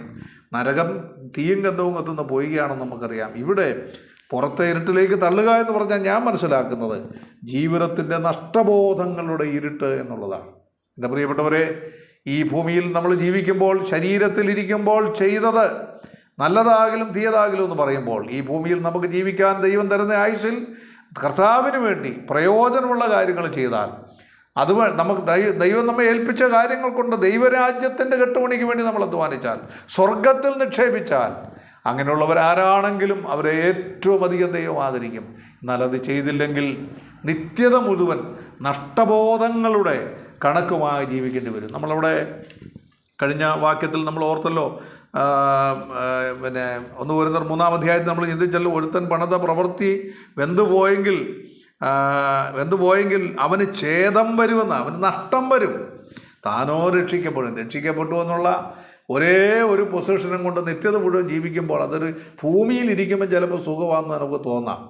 ഇവിടെ പറയാറുണ്ട്, ചില ആൾ പറയാറുണ്ട്, എനിക്ക് പ്രതിഫലം ഒന്നും കിട്ടിയില്ലെങ്കിലും കുഴപ്പമില്ല, എന്നെ സ്വർഗത്തിലൊന്ന് കൊണ്ടുവന്നാൽ മതി. അവിടെ ചെന്ന് കഴിയുമ്പോഴാണ് നമുക്ക് അതിൻ്റെ ബുദ്ധിമുട്ട് മനസ്സിലാകുന്നത്. കാരണം ജീവിതത്തിൽ കർത്താവിന് വേണ്ടി ജീവിച്ച ആളുകൾ ഓരോരുത്തരായി വന്ന്, നമുക്കറിയാമല്ലോ, സഭയിലുള്ള എല്ലാ വിശ്വാസികൾക്കും സ്വർഗത്തിൽ പ്രതിഫലം കിട്ടത്തക്കവണ്ണമാണ് ദൈവം കാര്യങ്ങൾ ക്രമീകരിച്ചിരിക്കുന്നത്. പല കാര്യങ്ങളും സഭയുടെ ഓരോ പ്രവർത്തനം നിങ്ങൾ പരിശോധിച്ചാൽ എല്ലാവർക്കും പാർട്ടിസിപ്പേഷനാണ്. പ്രസംഗിക്കുന്നവർക്ക് മാത്രമല്ല, പാടുന്നവർക്ക് മാത്രമല്ല, മൂപ്പന്മാർക്ക് മാത്രമല്ല, സുവിശേഷന്മാർക്ക് മാത്രമല്ല, ശുശ്രൂഷന്മാർക്ക് മാത്രമല്ല, ശുശ്രൂഷക്കാർത്തികൾക്ക് മാത്രമല്ല, എല്ലാ വിശ്വാസികളും, ഒരു സഭയുടെ അംഗങ്ങളായിരിക്കുന്ന എല്ലാവർക്കും റിവാർഡ് കിട്ടത്തക്കവണ്ണമുള്ള പ്രവർത്തനങ്ങൾക്കാണ് നമ്മൾ ഏൽപ്പിച്ചിരിക്കുന്നത്. ഉദാഹരണം, സുവിശേഷ വേല, മുന്നണി പ്രവർത്തകർ ദൈവദാസന്മാരാണ്. എന്നാൽ അവർക്ക് വേണ്ടി പ്രാർത്ഥിക്കുന്നവർക്ക് പ്രതിഫലം കർത്താവ് കൊടുക്കും. ആ സുവിശേഷ വേലക്കാരെ സഹായിക്കുന്നവർക്ക് പ്രതിഫലം കർത്താവ് കൊടുക്കും. അവരുടെ കൂടെ പോയി ട്രാക്ട് കൊടുക്കാനാണെങ്കിലും കൂടെ പോകുന്നവർക്ക് പ്രതിഫലം കൊടുക്കും. അപ്പം ഏത് നിലയിൽ നമ്മൾ പരിശോധിച്ചാലും നമുക്കെല്ലാം റിവാർഡ് കിട്ടാനുള്ള സാധ്യത ദൈവം ഒരുക്കിയിട്ടുണ്ട്. ഇതൊന്നും മേടിക്കാതെ സ്വർഗത്തിലോട്ട് ചെന്ന് നിരാശനായി ജീവിക്കേണ്ടി വന്ന അവസ്ഥ, ഏറ്റവും പുറത്തുള്ള ഇരുട്ടിൽ നഷ്ടബോധത്തിൽ ജീവിക്കേണ്ടി വരുമെന്നുള്ളത് വളരെ പ്രധാനപ്പെട്ട കാര്യമാണ്. അപ്പം 2 കാര്യങ്ങളാണ് നമ്മൾ ചിന്തിച്ചത്. ഒന്ന്, ക്രിസ്തുവിൻ്റെ ന്യായാസനത്തെ സംബന്ധിച്ചുള്ള പൊതുവിവരണം, ഇൻട്രൊഡക്ഷൻ. 2, ക്രിസ്തുവിൻ്റെ ന്യായാസനത്തെ സംബന്ധിച്ചുള്ള വേദഭാഗങ്ങൾ. 3ാമത് നമ്മൾ പരിശോധിക്കുന്നത് ക്രിസ്തുവിൻ്റെ ന്യായാസനത്തിൻ്റെ സ്വഭാവം. 1, ക്രിസ്തു ന്യായാസനത്തിൻ്റെ സ്വഭാവത്തിൽ 1, ഇത് വിശ്വാസികൾക്ക് മാത്രമുള്ള ന്യായാസനമാണ്. അവിശ്വാസികൾ ഇവിടെ ഇല്ല. പഴയ നിയമ വിശുദ്ധന്മാരും ഇവിടെ ഇല്ല എന്നാണ് ഞാൻ വിചാരിക്കുന്നത്. അവിശ്വാസികൾക്ക് വെള്ളസിംഹാസനത്തിലാണ് ന്യായവിധി എന്ന് നമുക്കറിയാം. 2, ഇത് രക്ഷയുടെ പരിശോധനയല്ല. രക്ഷ കൃപയാൽ ക്രിസ്തുവിൻ്റെ പ്രവൃത്തിയിലുള്ള അവിടെ അടിസ്ഥാനത്തിലാണ് നമുക്ക് ലഭിക്കുന്നത്. കൃപയാലല്ലോ വിശ്വാസം മൂലം നമ്മൾ രക്ഷിക്കപ്പെട്ടെന്ന് നമ്മൾ വായിക്കുന്നുണ്ട്. എന്നാൽ ഇത് ഇവിടെ രക്ഷിക്കപ്പെട്ടവർ അവരുടെ പ്രവൃത്തിയുടെ അടിസ്ഥാനത്തിൽ പ്രതിഫലം വിതരണം ചെയ്യുന്ന സ്ഥലമാണ്. 3, ഇതിൻ്റെ സമയം സഭയുടെ ഉൽപ്രാവണത്തിന് ശേഷമാണ്. ഇന്ന് ഉൽപ്രാവണം നടന്നാൽ അടുത്ത നിമിഷം മുതൽ നമ്മുടെ ക്രിസ്തുവിൻ്റെ ന്യായാസനത്തിന് മുമ്പിലേക്കാണ് പോകുന്നത്. മധ്യാകാശത്തിൽ സഞ്ചരിക്കുന്ന പുതിയ യെരുശലേമിലാണ് ഈ ക്രിസ്തുവിൻ്റെ ന്യായാസനം വെക്കുന്നത് എന്നാണ് പൊതുവെ വേദപണ്ഡിതന്മാർ മനസ്സിലാക്കുന്നത്. ഇവിടെ നാലാമത് മനസ്സിലാക്കേണ്ട ഒരു കാര്യം, ഇവിടെ വിധി കർത്താവ് ക്രിസ്തു മാത്രമാണ്. ഇവിടെ പിതാവോ പരിശുദ്ധാത്മാവോ ഇല്ല. കർത്താവായ യേശു ക്രിസ്തു മാത്രമാണ് ഈ ന്യായാസനത്തിൽ തൻ്റെ സഭയെ അണിയിച്ചൊരുക്കുന്നത്, അല്ലെ പ്രതിഫലം കൊടുക്കുന്നതാണ് നമ്മൾ മനസ്സിലാക്കുന്നത്. 1 യോഹന്നാൻ 5:22 വായിക്കുന്ന എല്ലാവരും പിതാവിനെ ബഹുമാനിക്കുന്ന പോലെ പുത്രനെയും ബഹുമാനിക്കേണ്ടതിന് പിതാവ് ആരെയും ന്യായം വിധിക്കാതെ ന്യായവിധിയെല്ലാം പുത്രന് കൊടുത്തിരിക്കുന്നു. പുത്രനെ ബഹുമാനിക്കാത്തവൻ അതിനയച്ച പിതാവിനെയും ബഹുമാനിക്കുന്നില്ല. 2 തിമോഥെയോസ് 4:8 പൗലോസ് പറയുന്നു, ഞാൻ നല്ല പോർ പൊരുത് ഓട്ടം തികച്ചു വിശ്വാസം കാത്തു, ഇനി നീതിയുടെ കിരീടം എനിക്കായി വച്ചിരിക്കുന്നു, അത് നീതിയുള്ള ന്യായാധിപതിയായ കർത്താവ് എനിക്ക് തരും. ഈ 2 വേദഭാഗങ്ങൾ നമ്മൾ പരിശോധിക്കുമ്പോൾ ഈ ക്രിസ്തുവിൻ്റെ ന്യായാസനത്തിൽ നമ്മളെ പരിശോധിക്കുന്നതും നമ്മളെ ബഹുമാനിക്കുന്നതും നമ്മളെ ഒരുപക്ഷെ ശാസിക്കുന്നതും ഒക്കെ കർത്താവായ യേശു ക്രിസ്തു തന്നെയാണ് എന്നാണ് നമുക്ക് മനസ്സിലാക്കാൻ സാധിക്കുന്നത്. നാലാമത്, ക്രിസ്തുവിൻ്റെ ന്യായാസനത്തെ സംബന്ധിച്ചുള്ള നാലാമത്തെ നമ്മുടെ പഠനം ന്യായവിധിയുടെ അടിസ്ഥാനങ്ങൾ എന്നുള്ളതാണ്. അതിൽ 5 കാര്യങ്ങളാണ് നമുക്കത് പരിശോധിക്കാനുള്ളത്. ഒന്ന്, നമ്മുടെ വിശ്വസ്തത അവിടെ പരിശോധിക്കപ്പെടും. 1 കൊരിന്ത്യർ 4-ാം അധ്യായത്തിൻ്റെ 2-ാം വാക്യം, 1 Corinthians chapter 4:2 അവിടെ വായിക്കുന്ന ഗ്രഹവിചാരകന്മാരിൽ അന്വേഷിക്കുന്നതോ അവർ വിശ്വസ്തരായിരിക്കണം എന്നുള്ളതാണ്. 2, ഹൃദയ ഉദ്ദേശങ്ങൾ. 1 കൊരിന്ത്യർ 4-ാം അധ്യായത്തിൻ്റെ 5-ാം വാക്യം, ആകയാൽ കർത്താവ് വരുവോളം സമയത്തിന് മുമ്പേ ഒന്നും വിധിക്കരുത്, അവൻ ഇരുട്ടിൽ മറഞ്ഞിരിക്കുന്ന വെളിച്ചത്താക്കി ഹൃദയങ്ങളുടെ ആലോചന വെളിപ്പെടും. നമ്മുടെ ഹൃദയ ഉദ്ദേശങ്ങൾ വെളിപ്പെടും എന്നുള്ളതിൽ ക്രിസ്തു ന്യായാസനത്തിൽ വെളിപ്പെടും. ഇതേ വാക്യം തന്നെ, ഇതേ ആശയം വരുന്ന വാക്യം തന്നെ ലൂക്കോസ് 8:17, മർക്കോസ് 4:22, ലൂക്കോസ് 12:2, 1 കൊരിന്ത്യർ 4:5 ഈ വാക്യങ്ങളിൽ പറഞ്ഞിട്ടുണ്ട്. മൂന്നാമത്തെ കാര്യം എന്ന് പറയുന്നത് ഞാൻ മുമ്പ് ഓർപ്പിച്ചതാണ്, ക്രിസ്തുവിൻ്റെയും അപ്പോസ്തലന്മാരുടെ ഉപദേശത്തിൻ്റെ അടിസ്ഥാനത്തിൽ ചെയ്യുന്ന പ്രവർത്തികൾക്കാണ് പ്രതിഫലം. അതായത് യേശുക്രിസ്തു എന്ന ഇട്ടിരിക്കുന്ന അടിസ്ഥാനത്തിൽ ആ ദൈവവചനത്തിൻ്റെ പ്രമാണം അനുസരിച്ച് പ്രവർത്തിക്കുന്നവർക്ക് മാത്രമാണ് പ്രതിഫലം കിട്ടുന്നത്. 1 കൊരിന്ത്യർ 3:11 മുതൽ 15 വരെ അവിടെ പറഞ്ഞിട്ടുണ്ട്. അവിടെ യേശുക്രിസ്തു എന്ന് ഇട്ടിരിക്കുന്ന അടിസ്ഥാനമല്ലാതെ മറ്റൊന്നിടുവാൻ ആർക്കും കഴിയില്ല, നമ്മൾ ചിന്തിച്ചതാണ്. മാത്രമല്ല, ഒരുത്തൻ പണിത പ്രവൃത്തി നിലനിൽക്കുമെങ്കിൽ അവന് പ്രതിഫലം കിട്ടും എന്ന് പറഞ്ഞാൽ ദൈവവചനത്തിൻ്റെ അടിസ്ഥാനത്തിൽ ചെയ്യുന്ന കാര്യങ്ങൾക്ക് മാത്രമേ പ്രതിഫലം കിട്ടത്തുള്ളൂ. നാലാമത്തെ കാര്യം എന്ന് പറഞ്ഞത്, ദൈവം തന്ന കഴിവുകളും അവസരങ്ങളും എങ്ങനെ ഉപയോഗിച്ചു എന്നതിൻ്റെ അടിസ്ഥാനത്തിലാണ് ഈ ക്രിസ്തുവിൻ്റെ ന്യായാസനത്തിന് മുമ്പാകെ പ്രതിഫല വിതരണം നടക്കുന്നത്. മത്തായി സുവിശേഷം 25:14 മുതൽ 30 മുതൽ വാക്യം നമ്മൾ മുമ്പ് ചിന്തിച്ചതാണ്. താലന്തുകളുടെ ഉപമ, അത് ദൈവം നമുക്ക് തന്നിരിക്കുന്ന കഴിവുകൾ, കൃപാവരങ്ങൾ, അവസരങ്ങൾ, സാധ്യതകളൊക്കെയാണ്. അത് കൃത്യമായി ഉപയോഗിക്കുന്നവർക്കാണ് അതിൻ്റെ പ്രതിഫലം കിട്ടുന്നത്. അഞ്ചാമത് നമ്മൾ ചിന്തിക്കേണ്ടത്, കർത്താവിന് വേണ്ടി ചെയ്ത സേവനത്തിൻ്റെയും സമർപ്പണത്തിൻ്റെയും അടിസ്ഥാനത്തിലാണ് ക്രിസ്തുവിൻ്റെ ന്യായാസനത്തിൽ പ്രതിഫലം വീതിക്കുന്നത്. മർക്കോസ് സുവിശേഷം 9:41 വായിക്കുന്നത്, നിങ്ങൾ ക്രിസ്തുവിനുള്ളവർ എന്നീ നാമത്തിൽ ആരെങ്കിലും ഒരു പാത്രം വെള്ളം നിങ്ങൾക്ക് കുടിപ്പാൻ തന്നാൽ അവന് പ്രതിഫലം കിട്ടാതിരിക്കില്ല എന്ന് ഞാൻ സത്യമായി നിങ്ങളോട് പറയുന്നു. കർത്താവിൻ്റെ വേലയ്ക്ക് വേണ്ടി തിരഞ്ഞെടുക്കപ്പെട്ട അപ്പോസ്തലന്മാരെ അന്ന് ലോകം ചെറിയവരെന്നാണ്, കർത്താവിനെയും ചെറിയവരെന്നാണ് കരുതിയത്. അതുകൊണ്ടാണ് മത്തായി സുവിശേഷത്തിൽ കർത്താവ് പറഞ്ഞത്, ചെറിയവരിൽ ഒരുത്തന് ഒരു പാത്രം തണ്ണുനീർ കൊടുത്താൽ എൻ്റെ പ്രതിഫലം കിട്ടാതെ പോകില്ല. എന്നാൽ എൻ്റെ പ്രിയപ്പെട്ടവരെ, കർത്താവിനോട് ചേർന്ന് ജീവിക്കുന്ന പ്രവർത്തിക്കുന്ന ദൈവമക്കൾക്ക്, ദൈവദാസന്മാർക്ക് എന്തെങ്കിലും ഒരു ഗ്ലാസ് പച്ചവെള്ളം കുടിക്കാൻ കൊടുത്താലും അതിന് പ്രതിഫലം കർത്താവ് തരും എന്ന് വളരെ കൃത്യമായി പറഞ്ഞിട്ടുണ്ട്. എബ്രായ ലേഖനം 6:10 വളരെ ഗൗരവമായൊരു വാക്യം കൂടെ പറയുന്നുണ്ട്. ദൈവം നിങ്ങളുടെ പ്രവൃത്തിയും, ദൈവസഭയോട് പറയാണ്, വിശ്വാസികളോട് പറയാണ്, ദൈവം നിങ്ങളുടെ പ്രവൃത്തിയും വിശുദ്ധന്മാരെ ശുശ്രൂഷിക്കുന്നതിനാലും തൻ്റെ നാമത്തോട് കാണിച്ച സ്നേഹവും മറന്നു കളയുവാൻ തക്കവണ്ണം അവൻ അനീതിയുള്ളവനല്ല. ഒരുപക്ഷെ നമ്മൾ സഹായിക്കുന്ന പലരും അവർ മറന്നുപോയി എന്ന് വരാം, അവർ നന്ദികേട് കാണിച്ചു എന്ന് വരാം. അങ്ങനെയൊക്കെയുള്ള ഒത്തിരി വാർത്തകളും വാക്കുകളും ഒക്കെ നമ്മൾ കേട്ടുകൊണ്ടിരിക്കുകയാണ്. ഒരുപക്ഷെ നമ്മൾ വളരെ സ്നേഹിക്കുകയും പ്രാർത്ഥിക്കുകയും ചെയ്തവരൊക്കെ നമ്മളെ തള്ളിപ്പറഞ്ഞു എന്ന് വരാം. എന്നാൽ ഒരു കാര്യം ഓർത്തിരിക്കണം, നമ്മുടെ കർത്താവ് ഒന്നും മറന്നു കളയുന്നവനല്ല. അവൻ ക്രിസ്തുവിൻ്റെ ന്യായാസനത്തിന് മുമ്പിൽ നാം ചെയ്ത എല്ലാ പ്രവർത്തനവും ഭൂമിയിൽ തന്നെ നമുക്ക് പ്രതിഫലം തരും. എന്നാൽ ക്രിസ്തുവിൻ്റെ ന്യായാസനത്തിന് മുമ്പിൽ കോടിക്കണക്കിന് വിശുദ്ധന്മാരുടെ മുമ്പിൽ വെച്ച് നാം ചെയ്ത സേവനത്തിന് നമുക്ക് പ്രതിഫലം തരും. ഇനി അഞ്ചാമത് നമ്മൾ പരിശോധിക്കാൻ പോകുന്നത് ഈ പ്രതിഫലങ്ങൾ എന്തൊക്കെയാണ് എന്നുള്ളതാണ്. അഞ്ചാമത്, പ്രതിഫലങ്ങൾ എന്തൊക്കെയാണ് നമുക്ക് നൽകുന്നത് എന്നാണ് നമ്മൾ പരിശോധിക്കാൻ പോകുന്നത്. ഒന്ന്, ആ പ്രതിഫലങ്ങൾ കിരീടങ്ങളായിട്ടാണ് ഇവിടെ പറഞ്ഞിരിക്കുന്നത്. 5 പ്രധാനപ്പെട്ട കിരീടങ്ങളായിട്ടാണ് പറഞ്ഞിരിക്കുന്നത്. എന്നാൽ ആ കിരീടങ്ങളെക്കുറിച്ച് ഞാൻ പഠിച്ചപ്പോൾ എനിക്ക് മനസ്സിലായത്, അത് നിത്യതയിൽ നമുക്ക് തരുന്ന സ്ഥാനമാനങ്ങൾ, പദവി എന്നൊക്കെയാണ് നമുക്ക് മനസ്സിലാക്കാനായിട്ട് സാധിക്കുന്നത്. അതിൽ ഒന്നാമത്തെ കിരീടം എന്ന് പറയുന്നത് ഇൻകറപ്റ്റബിൾ ക്രൗണാണ്. എന്ന് പറഞ്ഞാൽ നശിക്കാത്ത കിരീടം. 1 കൊരിന്ത്യർ 9-ാം അധ്യായത്തിൻ്റെ 25-ാമത്തെ വാക്യം. അത് ദൈവവചനം പ്രമാണിച്ച് ചിട്ടയായ ജീവിതം നയിക്കുന്നവർക്കാണ് ആ പ്രതിഫലം കിട്ടുന്നത്. നിൻ്റെ ദൈവത്തിൻ്റെ ചട്ടങ്ങളെ പ്രമാണിച്ച് നടക്കുന്ന, ഈ ചട്ടങ്ങളും കൽപ്പനകളും തമ്മിൽ വ്യത്യാസമുണ്ട് കേട്ടോ. ആ ചട്ടങ്ങളെ പ്രമാണിച്ച് നടക്കുന്ന, ക്വസ്റ്റ്യൻ ഇല്ലാതെ ദൈവം എന്ത് കൽപ്പിച്ചാലും എന്ത് പറഞ്ഞാലും അത് അതുപോലെ ചെയ്ത് മുന്നോട്ട് പോകുന്ന ഡിസിപ്ലിൻഡ് ആയിട്ടുള്ള ശിക്ഷണ ജീവിതം നയിക്കുന്നവർക്കാണ് യഥാർത്ഥത്തിൽ ഈ പ്രതിഫലം കിട്ടുന്നത്. ആ വാക്യം വായിക്കുമ്പോഴറിയാം, അവിടെ പൗലോസ് പറയാണ്, അംഗം പൊരുതുന്നവരെല്ലാം വർജനം ആചരിക്കുന്നു, അതോ അവർ വാടുന്ന കിരീടവും നാമോ വാടാത്ത കിരീടവും പ്രാപിക്കേണ്ടതിന് തന്നെ. ഇവിടെ മൂലഭാഷയിൽ അതിൻ്റെ അർത്ഥം അത് ശരിയായ തർജ്ജമ ഇങ്ങനെയാണ്: മത്സരത്തിൽ പങ്കെടുക്കുന്നവരെല്ലാവരും ആത്മനിയന്ത്രണമുള്ളവരാകുന്നു. അപ്പം ഒന്ന്, നമ്മുടെ ജീവിതത്തിൽ വർജനം ആചരിക്കണമെന്ന് പറഞ്ഞാൽ ആത്മനിയന്ത്രണമുള്ളവരായിരിക്കണം, സെൽഫ് കൺട്രോൾഡ് പേഴ്സൺസ് ആയിരിക്കണം. അപ്പം അത് വളരെ പ്രധാനപ്പെട്ട ഒരു കാര്യമാണ്. നമ്മുടെ ക്രിസ്തീയ ജീവിതത്തിൽ നമ്മൾ ആത്മനിയന്ത്രണം നഷ്ടപ്പെട്ടു പോകുന്ന ഒത്തിരി സാഹചര്യങ്ങൾ നമുക്കുണ്ടാകാം. അത് നഷ്ടപ്പെട്ടു പോകാതെ സ്വയനിയന്ത്രിതമായി സെൽഫ് കൺട്രോളായിട്ട് നമ്മുടെ സ്വയത്തെ നിയന്ത്രിച്ച് നിർത്താൻ കഴിയുന്നവർക്ക് ആണ് ഈ നശിക്കാത്ത കിരീടം കിട്ടുന്നത്. മാത്രമല്ല 9:27 വായിക്കുന്നു, ഞാൻ എൻ്റെ ദേഹത്തെ അടക്കി അധീനതയിലാക്കുന്നു എന്ന് പറഞ്ഞാൽ, നമ്മുടെ ശരീരം അറിയാമല്ലോ, നമുക്ക് ലോകം, ജഡം, പിശാചെന്ന് പറയുന്ന 3 ശത്രുക്കളാണ്. അതിലൊന്നാണ് നമ്മുടെ ശരീരം. നമ്മുടെ ശരീരത്തെ അതുകൊണ്ട് നമ്മൾ തല്ലണം, ഇടിക്കണമെന്നല്ല, നമ്മുടെ ശരീരത്തെ നമ്മൾ തന്നെ നിയന്ത്രിക്കാനായിട്ട് നമുക്ക് കഴിയണം. പാപത്തിലേക്ക് വീഴാതെ നമ്മൾ തന്നെ സൂക്ഷിക്കണം. കാരണം നമ്മൾ രക്ഷിക്കപ്പെട്ടവരാണ്, വീണ്ടും ജനിച്ചവരാണെന്ന് പറയുമ്പോൾ തന്നെ 1 പത്രോസ് 2:1 വായിക്കുന്നുണ്ടല്ലോ, ആകയാൽ സകല ദുഷ്ടതയും എല്ലാ ചതിവും വ്യാജഭാവവും എല്ലാ നുണയും അസൂയയും നീക്കിക്കളയണം. അപ്പം നമ്മുടെ ശരീരത്തിൽ ഇതെല്ലാം ഉണ്ട്. അപ്പം ശരീരത്തെ അടക്കുക എന്ന് പറഞ്ഞാൽ നമ്മുടെ ശരീരത്തിലുള്ള പാപ സ്വഭാവങ്ങളെ നാം നീക്കിക്കളഞ്ഞ് ജീവിക്കണം. അതാണ് അതിൻ്റെ അർത്ഥം. മൂന്നാമത് മത്തായി 28:20 നമ്മൾ വായിക്കുമ്പോൾ, ഞാൻ നിങ്ങളോട് കൽപ്പിച്ചതൊക്കെയും പ്രമാണിക്കുക. അപ്പം ദൈവത്തിൻ്റെ കൽപ്പനകൾ മുഴുവൻ അനുസരിച്ചുകൊണ്ട് ജീവിക്കുക. പ്രവർത്തികളുടെ പുസ്തകം 2-ാം അധ്യായത്തിന് 36 മുതൽ 47 വാക്യം നമ്മൾ വായിക്കുമ്പോൾ, 1-ാം നൂറ്റാണ്ടിൽ നമ്മുടെ രക്ഷിക്കപ്പെട്ടവരെ കർത്താവ് ദിനം പ്രതി സഭയോട് ചേർത്തുകൊണ്ടിരിക്കുന്നു എന്ന് പറയുമ്പോൾ 36 മുതൽ 47 വാക്യം നിങ്ങൾ പഠിച്ചാൽ 7 പ്രധാനപ്പെട്ട കാര്യങ്ങൾ അവർ ജീവിതത്തിൽ ചെയ്തു.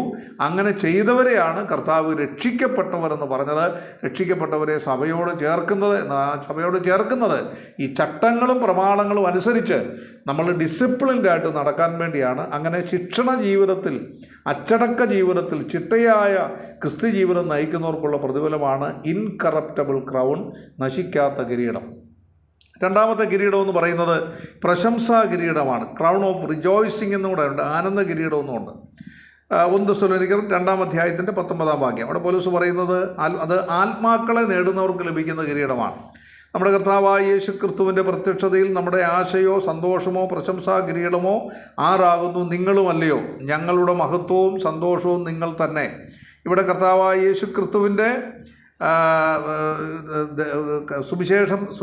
സുവിശേഷം മറ്റുള്ളവരോട് പറഞ്ഞ് ആത്മാക്കളെ നേടുന്ന ദൈവദാസന്മാർക്കും ദൈവമക്കൾക്കും എന്ന് പറഞ്ഞാൽ ആത്മാക്കളെ നേടുന്നവർക്കും അവൻ്റെ പിറകിൽ അധ്വാനിക്കുന്നവർക്കെല്ലാം പ്രതിഫലം കിട്ടും കേട്ടോ.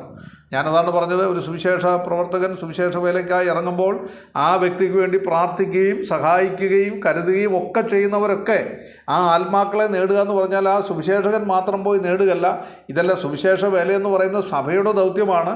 സഭയാണ് സുവിശേഷകൻ്റെ പുറകിൽ നിൽക്കേണ്ടത്, സഹായിക്കേണ്ടത്, ബലപ്പെടുത്തേണ്ടത്, ധൈര്യപ്പെടുത്തേണ്ടത്, മുന്നോട്ട് പോകാൻ പ്രോത്സാഹിപ്പിക്കേണ്ടത്. അപ്പോൾ ആ സുവിശേഷകൻ ചെയ്യുന്ന പ്രവൃത്തിയുടെ അടിസ്ഥാനത്തിൽ ഏതെങ്കിലും സഭകളോ പ്രവർത്തനങ്ങളോ ഉണ്ടായാൽ അതിൻ്റെ പുറകിൽ നിൽക്കുന്നവർക്കെല്ലാം, അത് ഏതൊക്കെ വ്യക്തികളാണോ, സഭകളായും വ്യക്തികളായും സഹായിക്കുന്നവർക്കെല്ലാം അതിൻ്റെ പ്രതിഫലം കിട്ടുമെന്നാണ് ഞാൻ വിശ്വസിക്കുന്നത്. അതുകൊണ്ട് ദ ക്രൗൺ ഓഫ് റിജോയ്സിംഗ് അല്ലെങ്കിൽ പ്രശംസാ കിരീടം എന്ന് പറയുന്നത് ആത്മാക്കളെ നേടുന്നവർക്കുള്ള കിരീടമാണ്. മൂന്നാമത്തെ കിരീടം എന്ന് പറയുന്നത് നീതിയുടെ കിരീടമാണ്, ക്രൗൺ ഓഫ് റൈച്ചസ്നെസ്. അത് 2 തിമോത്തിയോസ് 4:8 പൗലോസ് പറയുന്നുണ്ട്. അദ്ദേഹം പറയുന്നു, ഞാൻ ഇപ്പോൾ തന്നെ പാനീയാഗമായി ഒഴിക്കപ്പെടുന്നു, ഞാൻ നല്ലപോലെ പൊരുതു, ഓട്ടം തികച്ചു, വിശ്വാസം കാത്തു, ഇനി നീതിയുടെ കിരീടം എനിക്കായി വെച്ചിരിക്കുന്നു, എനിക്ക് മാത്രമല്ല അവൻ്റെ പ്രത്യക്ഷതയിൽ പ്രിയം വെച്ച ഏവർക്കും കൂടെ. നമ്മൾ സാധാരണ പെട്ടെന്നൊരു വാക്യം പറയുന്നത് കർത്താവായ യേശു ക്രിസ്തുവിൻ്റെ വരവിൽ പ്രത്യാശയുള്ളവർക്കാണ് ഈ കിരീടം കിട്ടുന്നതാണ്. ക്രൗൺ ഓഫ് റൈച്ചസ്നെസ്, നീതിയുടെ കിരീടം കിട്ടുന്നതാണ് നമുക്ക് പെട്ടെന്ന് പറയാൻ പറ്റുന്നത്. പക്ഷേ ഈ വാക്യം ചേർത്ത് പഠിച്ചാൽ ഞാൻ മനസ്സിലാക്കുന്നത് യേശു ക്രിസ്തുവിൻ്റെ പ്രത്യക്ഷതയിൽ പ്രിയം വെച്ച് കർത്താവിന് വേണ്ടി ശ്രേഷ്ഠമായ ഒരു ജീവിതം നയിക്കുന്നവർക്കാണ് ഈ പ്രതിഫലം കിട്ടുന്നത്. അവിടെ പൗലോസ് പറഞ്ഞ വാക്ക് ശ്രദ്ധിച്ചാൽ മാത്രം അത് മനസ്സിലാകും. അദ്ദേഹം പറയുന്നത്, ഞാനിപ്പോൾ പാനീയയാഗമായി ഒഴിക്കപ്പെടുന്നു. പാനീയയാഗം എന്ന് പറഞ്ഞാൽ ലേവ്യ യാഗങ്ങൾ 5-ാമത്തെ യാഗമാണ്. 4 യാഗങ്ങളും ക്രിസ്തുവിൻ്റെ യാഗത്തിൻ്റെ നിഴലാണെങ്കിൽ 5-ാമത്തെ യാഗം നാം ക്രിസ്തുവിന് വേണ്ടി അർപ്പിക്കുന്ന യാഗമായിട്ടാണ് പാനീയയാഗത്തെ വേദപണ്ഡിതന്മാർ പഠിപ്പിച്ചിട്ടുള്ളത്. അങ്ങനെയാണെങ്കിൽ നമ്മുടെ ജീവിതത്തെ കർത്താവിന് വേണ്ടി സമ്പൂർണ്ണമായി ഏൽപ്പിച്ചു കൊടുക്കുന്ന ആ സമർപ്പിത ജീവിതമുള്ളവർക്കാണ് നീതിയുടെ കിരീടം കിട്ടുന്നത്. 2-ാമത് പൗലോസ് പറയാണ്, ഞാൻ നല്ല പോർ പൊരുതു, ഓട്ടം തികച്ചു, വിശ്വാസം കാത്തു എന്ന് പറഞ്ഞാൽ ദൈവത്തിൻ്റെ വചനത്തിൻ്റെ പ്രമാണമനുസരിച്ച് തൻ്റെ വിശ്വാസ ജീവിതത്തിൽ ആത്മസമർപ്പണത്തോടെ ജീവിച്ചതിൻ്റെ അടയാളമായി ആ സമർപ്പണം ഉണ്ടായത് എന്തുകൊണ്ടാണ്? അവൻ്റെ പ്രത്യക്ഷതയിൽ പ്രിയം വെച്ചതുകൊണ്ടാണ്. ഭാവിയെക്കുറിച്ചുള്ള, കർത്താവിൻ്റെ വരവിനെക്കുറിച്ചുള്ള, സ്വർഗത്തിൽ പോകുമെന്നുള്ള, കർത്താവിനോട് ചേർന്ന് ജീവിക്കുമെന്നുള്ള, സ്വർഗത്തിൽ ദൈവത്തോട് ചേർന്ന് ജീവിക്കുമെന്നുള്ള ആ നിറഞ്ഞ പ്രത്യാശയില്ലാത്തവർക്കൊന്നും ക്രിസ്തുവിന് വേണ്ടി സമർപ്പിക്കാനോ ജീവിക്കാനോ സാധിക്കില്ല. അങ്ങനെയുള്ളവർക്കുള്ള കിരീടമാണ് നീതിയുടെ കിരീടം, ക്രൗൺ ഓഫ് റൈച്ചസ്നെസ്. 4-ാമത്തെ കിരീടം എന്ന് പറഞ്ഞ ജീവൻ്റെ കിരീടമാണ്, ദ ക്രൗൺ ഓഫ് ലൈഫ്. യാക്കോബിൻ്റെ ലേഖനം 1:12-13 വാക്യം നമ്മൾ വായിക്കുമ്പോൾ ഇവിടെ വായിക്കുന്നത്, പരീക്ഷ സഹിക്കുന്ന മനുഷ്യൻ ഭാഗ്യവാൻ, അവൻ കൊള്ളാവുന്നവനായി തെളിഞ്ഞ ശേഷം കർത്താവ് തന്നെ സ്നേഹിക്കുന്നവർക്ക് വാഗ്ദത്തം ചെയ്ത ജീവകിരീടം പ്രാപിക്കും. ജീവകിരീടം എന്ന് പറയുന്നത് പരീക്ഷ സഹിക്കുന്ന മനുഷ്യർക്കുള്ള കിരീടമാണ്. പരീക്ഷ എന്ന് പറഞ്ഞിരിക്കുന്ന ആ വാക്കിന് പല അർത്ഥങ്ങളുണ്ട്. ട്രയൽസ് ഉണ്ട്, ടെംപ്റ്റേഷൻസ് ഉണ്ട്, കഷ്ടതകളുണ്ട്. ഇതെല്ലാം നമ്മൾ പരീക്ഷ എന്ന് പറയുന്ന ആ ഘട്ടത്തിനകത്ത് വരുന്നുണ്ട്. എന്നാൽ അവിടെ ഒരു കാര്യം യാക്കോബ് പറയുന്നത്, പരീക്ഷിക്കപ്പെടുമ്പോൾ ഞാൻ ദൈവത്താൽ പരീക്ഷിക്കപ്പെടുന്നു എന്ന് ആരും പറയരുത്. ദൈവം ദോഷങ്ങൾ ആരെയും പരീക്ഷിക്കുന്നില്ല. നമ്മുടെ ജീവിതത്തിൽ ഉണ്ടാകുന്ന കഷ്ടതകളെല്ലാം നമ്മൾ ഏറ്റെടുക്കുമ്പോൾ അതിനെല്ലാം ഉത്തരവാദി ദൈവമാണ് എന്ന് നമ്മൾ കരുതരുത്. മാത്രമല്ല, ഈ പരീക്ഷകളെക്കുറിച്ച് 1 കൊരിന്ത്യർ പൗലോസ് പറയുമ്പോൾ പറയുന്നുണ്ട്, മനുഷ്യർക്ക് നടപ്പല്ലാത്ത പരീക്ഷ നിങ്ങൾക്ക് നേരിട്ടിട്ടില്ല എന്ന് പറഞ്ഞാൽ ലോകത്തിൽ സാധാരണഗതിയിൽ ആളുകൾ അനുഭവിക്കുന്ന കാര്യങ്ങളൊക്കെ തന്നെയാണ് നമ്മൾ അനുഭവിക്കുന്നത്. എന്നാൽ ലോകത്തിലുള്ളവർ ഈ കഷ്ടത അനുഭവിക്കുന്നവർക്ക് പ്രത്യേകിച്ച് ഗുണങ്ങളൊന്നുമില്ല, കഷ്ടങ്ങൾ മാത്രമേ ഉള്ളൂ. എന്നാൽ ദൈവമക്കളെ സംബന്ധിച്ച് പറയുകയാണ്, പരീക്ഷ സഹിക്കുന്ന മനുഷ്യൻ ഭാഗ്യവാൻ. എന്തൊരു ഭാഗ്യകരമായ അനുഭവമാണ്. നമ്മൾ അനുഭവിക്കുന്ന 7 നിലകളിലുള്ള പരീക്ഷകളുണ്ട്, അല്ലെങ്കിൽ ടെംപ്റ്റേഷൻസ് ഉണ്ട്, ട്രയൽസ് ഉണ്ട്. അതിലൊന്ന്, ഓരോ വാക്കിൽ ഞാനൊന്ന് പറയാം. ഒന്ന്, ദ ടെംപ്റ്റേഷൻ ഓഫ് പ്രൈഡ് എന്നുള്ളതാണ്. അതായത് അഹങ്കാരത്തിൻ്റെ പരീക്ഷ. സെർച്ച് വാക്യം 16-ാം അധ്യായത്തിൻ്റെ 18-ാം വാക്യം, യാക്കോബിൻ്റെ ലേഖനം 4-ാം അധ്യായത്തിൻ്റെ 6-ാം വാക്യം. നമുക്ക് ലഭിക്കുന്ന നമ്മുടെ ജ്ഞാനം, ശുശ്രൂഷയിലെ വിജയം, സമ്പത്ത്, സ്ഥാനമാനങ്ങൾ, അതുപോലെ തന്നെ പദവി, ഇതൊക്കെ നമുക്ക് ലഭിച്ച് കഴിയുമ്പോൾ ഉണ്ടാകുന്ന ഒരഹങ്കാരത്തിൻ്റെ പരീക്ഷ, ടെംപ്റ്റേഷൻ ഓഫ് പ്രൈഡ്, വാസ്തവത്തിൽ നമുക്ക് യഥാർത്ഥത്തിലുണ്ട്. അത് യഥാർത്ഥത്തിൽ നാം നേരിടുന്ന ഒരു പരീക്ഷയാണ്. 2-ാമത്തെ പരീക്ഷ എന്ന് പറഞ്ഞാൽ ടെംപ്റ്റേഷൻ ഓഫ് ലസ്റ്റ് എന്നുള്ളതാണ്, സിൻഫുൾ ഡിസയർ. മത്തായി 5:28, 1 തെസ്സലോനിക്കർ 4:3. അശുദ്ധ ചിന്തകൾ, തെറ്റായ ആത്മനിയന്ത്രണമില്ലാത്ത ചിന്തകൾ, ആഗ്രഹങ്ങൾ, ഇതൊക്കെ അതിനകത്ത് വരും. ടെംപ്റ്റേഷൻ ഓഫ് ലസ്റ്റ്, അത് നമ്മൾ നേരിടുന്ന 2-ാമത്തെ പരീക്ഷയാണ്. 3-ാമത്തെ പരീക്ഷ എന്ന് പറഞ്ഞാൽ ടെംപ്റ്റേഷൻ ഓഫ് വേൾഡ്നെസ്, അതായത് ലോകസ്നേഹത്തിൻ്റെ പരീക്ഷ. 1 യോഹന്നാൻ 2:15-16. ലോകസ്നേഹം ദൈവത്തോട് ശത്രുത്വമാണ് എന്ന് അവിടെ യോഹന്നാൻ പറയുന്നുണ്ട്. ലോകത്തിലുള്ള വസ്തുവകൾ, ലോകത്തിൻ്റെ ആഡംബരം എന്നിവയോടുള്ള അതിയായ ആഗ്രഹം ദൈവത്തിൽ നിന്ന് ഒരു വിശ്വാസിയെ അകറ്റുമെന്ന് മാത്രമല്ല, നമുക്കറിയാമല്ലോ, നമ്മൾ ഈ ലോകത്ത് ജീവിക്കുമ്പോൾ നമുക്ക് ലഭിച്ചതെല്ലാം നമ്മൾ തന്നെ ഉപയോഗിക്കുന്നതിന് ആരും നമ്മളെ കുറ്റം പറയാനൊന്നുമില്ല. എന്നാൽ കഷ്ടതകളും, നമ്മൾ സമൃദ്ധമായി ഭക്ഷണം കഴിക്കുമ്പോഴും ഒരു കാര്യം ഓർക്കണം, പട്ടിണി കിടക്കുന്ന ആളുകൾ ലോകത്തിലുണ്ട്. ഇപ്പോൾ നമുക്ക് ലഭിച്ച 1-ാം നൂറ്റാണ്ടിലെ ദൈവമക്കൾ ചെയ്ത് എന്താണ്? അവർക്കുണ്ടായ വസ്തുവകൾ പൊതുവകയെന്നവരുണ്ട്.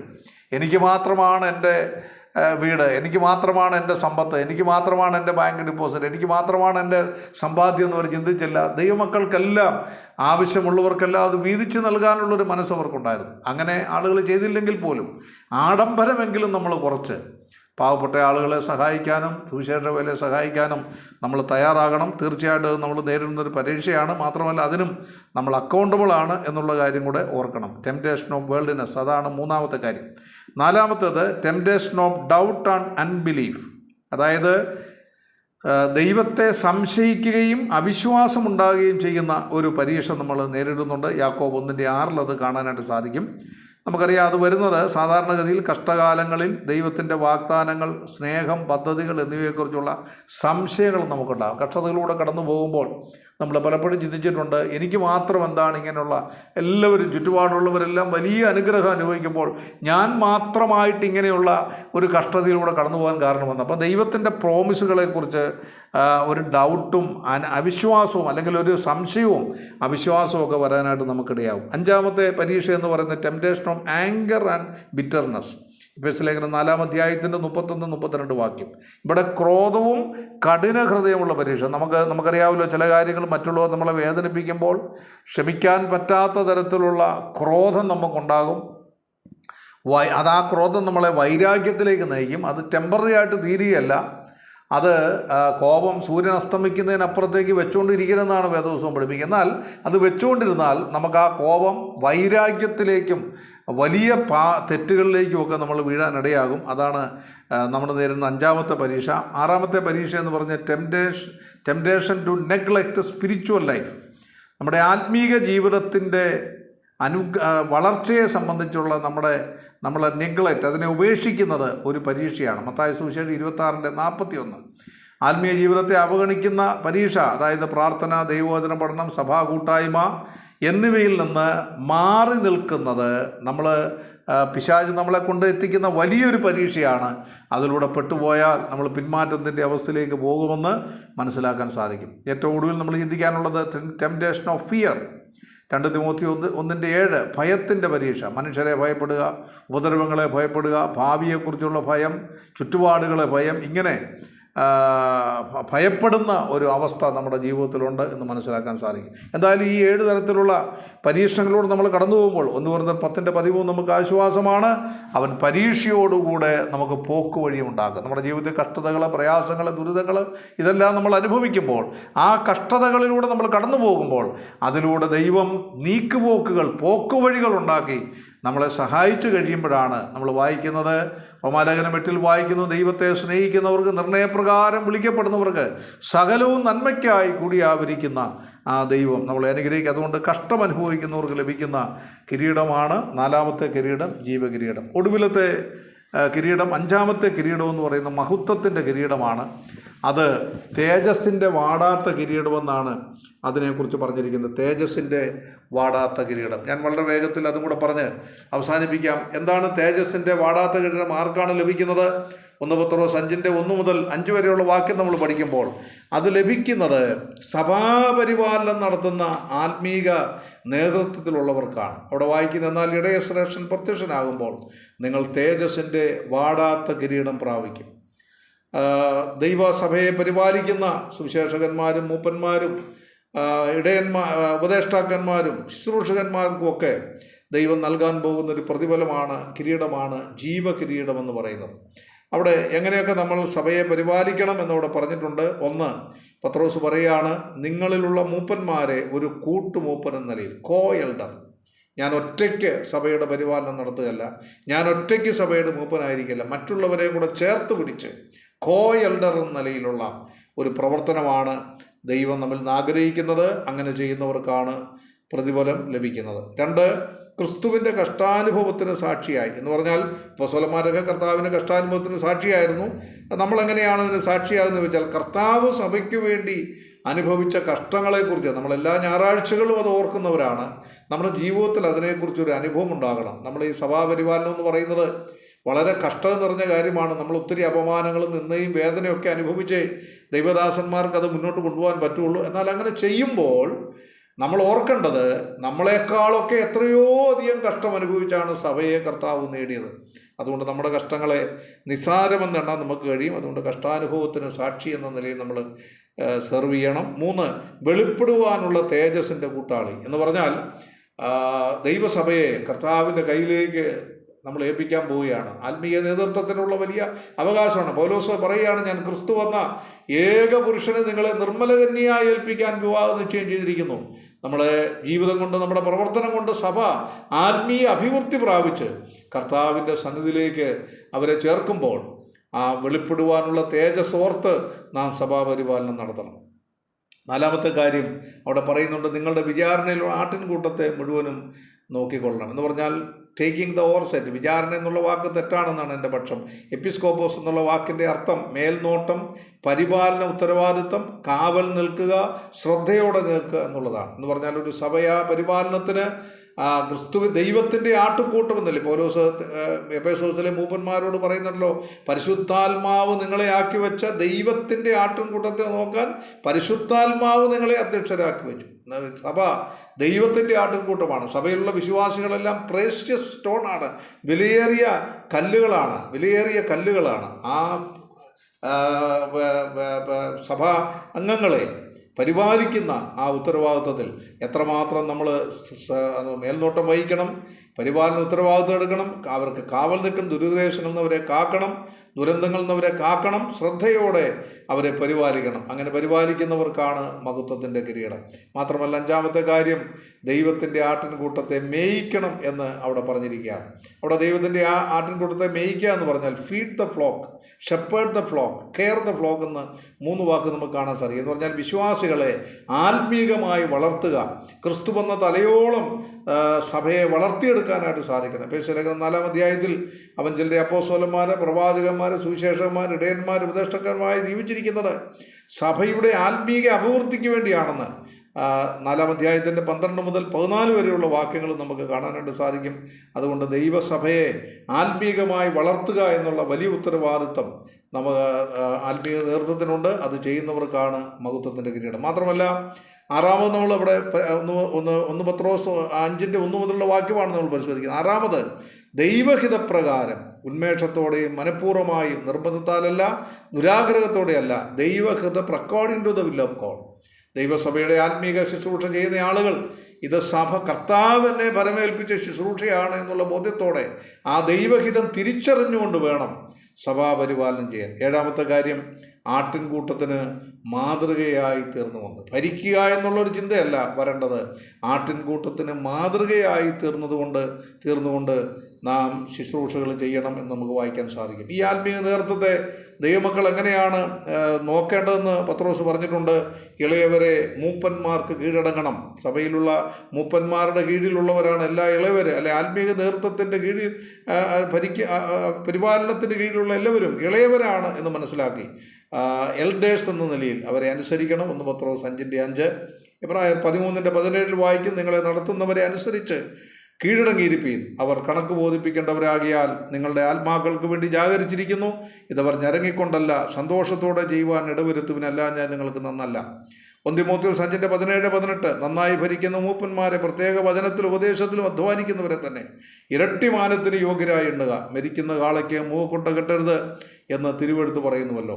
1 തെസ്സലോനിക്കർ 5:12-13. സഹോദരന്മാരെ, നിങ്ങളുടെ ഇടയിൽ അധ്വാനിക്കുകയും കർത്താവിൽ നിങ്ങളെ ഭരിക്കുകയും പ്രബോധിപ്പിക്കുകയും ചെയ്യുന്നവരെ അറിഞ്ഞ് അവരുടെ വേല നിമിത്തം ഏറ്റവും സ്നേഹത്തോടെ വിചാരിക്കണമെന്ന് നിങ്ങളോട് അപേക്ഷിക്കുന്നു. എൻ്റെ പ്രിയപ്പെട്ടവരെ, അതുകൊണ്ട് ഈ 5 കിരീടങ്ങളാണ് യഥാർത്ഥത്തിൽ ക്രിസ്തുവിൻ്റെ ന്യായാസനത്തിന് മുമ്പിൽ നമുക്ക് ലഭിക്കാൻ പോകുന്നത്. അതുകൊണ്ട് ഞാനും നിങ്ങളും കർത്താവിൻ്റെ വരവിനോട് ഏറ്റവും അടുത്ത ദിവസങ്ങളിലാണ് ജീവിക്കുന്നത്. അതുകൊണ്ട് സ്വർഗത്തിൽ ഈ കാഹളം ധ്വനിച്ചാൽ ഉടനെ നാം ക്രിസ്തുവിൻ്റെ ന്യായാസനത്തിന് മുമ്പിലേക്ക് ചെല്ലാൻ പോവുകയാണ്. അതുകൊണ്ട് നമ്മുടെ ജീവിതത്തിൻ്റെ കണക്കുകളൊക്കെ നമുക്ക് പരിശോധിക്കാം. നമുക്ക് തന്നെ അറിയാം, പരിശോധിക്കുന്നവർക്ക്. പൗലോസ് പറഞ്ഞല്ലോ, ഞാൻ നല്ല പോർ വെറുതെ ഓട്ടം തികച്ചു, ഇനി നീതിയുടെ കിരീടം എനിക്ക് എന്ത് സ്ഥാനമാനങ്ങളാണ് ലഭിക്കുന്നത്, കർത്താവിൻ്റെ മുമ്പിൽ ഏതൊക്കെ തരത്തിലുള്ള ബഹുമാനങ്ങളാണ്, കർത്താവ് ഏതൊക്കെ നല്ല വാക്കുകളാണ് എന്നെക്കുറിച്ച് പറയുന്നത്. മാത്രമല്ല, എന്നെ ഏതൊക്കെ നിലയിൽ കർത്താവ് ശാസിക്കാൻ സാധ്യതയുണ്ടെന്നുള്ളതും നമുക്കറിയാമല്ലോ. ഒന്ന് പരിശോധിക്കാം. മറ്റുള്ളവരെ നോക്കിയല്ല, നമ്മളിലേക്ക് തന്നെ ഒന്ന് നോക്കി. ഇന്ന് പകൽക്കാലം ഈ ക്ലാസ് കേൾക്കുമ്പോൾ, കർത്താവേ, എൻ്റെ ജീവിതത്തിൽ വന്നുപോയ കുറവുകളെല്ലാം, നമുക്കെല്ലാം കുറവുകൾ വന്നു പോയിട്ടുണ്ട് പ്രിയപ്പെട്ടവരെ. നമ്മുടെ എല്ലാം ജീവിതത്തിൽ കുറവുകൾ. നമ്മളാരും ആരേക്കാൾ പെർഫെക്റ്റ് അല്ല. പെർഫെക്റ്റായ ഒരാളേ ഉള്ളൂ, അത് കർത്താവായ യേശു ക്രിസ്തുവാണ്. നമ്മളെല്ലാം കുറവുള്ളവരാണ്. ആ കുറവുകൾ, പോരായ്മകൾ തിരിച്ചറിയാൻ കഴിയുന്നയാളാണ് നമ്മുടെ കർത്താവ്. ആ കർത്താവിൻ്റെ അടുക്കലേക്ക് ചെന്ന് കുറവുകളൊക്കെ ഏറ്റുപറഞ്ഞ് ഈ ദിവസങ്ങളിൽ അനുഗ്രഹിക്കപ്പെട്ട ഒരു ക്രിസ്തീയ ജീവിതം നയിച്ച് ക്രിസ്തു ന്യായാസനത്തിന് മുമ്പിൽ ഏറ്റവും ബഹുമാനിക്കപ്പെടുന്നവരായി നമ്മളെല്ലാം തീരുവാനിടയാകട്ടെ. ഈ ദൈവവചന പഠനത്തിൽ സംബന്ധിച്ച എല്ലാവർക്കും അതിനുള്ള ഭാഗ്യമുണ്ടാകട്ടെ എന്ന് പ്രാർത്ഥിച്ചുകൊണ്ട് എൻ്റെ വാക്കുകൾ അവസാനിപ്പിക്കുന്നു. കർത്താവിൻ്റെ നാമം ഇന്ന് വന്നേക്കും വാഴ്ത്തപ്പെടുമാറാകട്ടെ.